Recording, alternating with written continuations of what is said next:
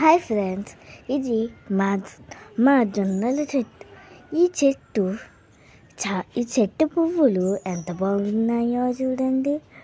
ఇవి పక్షుల కంటే చాలా ఇష్టం.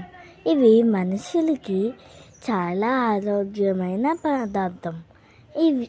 దానికనే వీటిని కొంతమంది అన్నంలో కలుపుకొని తినేవారు.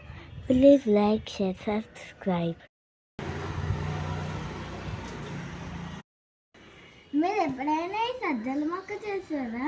ఈ పువ్వు చూడండి ఎంత అందంగా ఉందో. ఆకులు చూడండి. ఇది మా చెట్టుకి అనుకోకుండానే పెరిగింది. ఎలా పెరిగిందో చూసారా? పువ్వు ఎంత అందంగా ఉన్నదో. సజ్జల మొక్క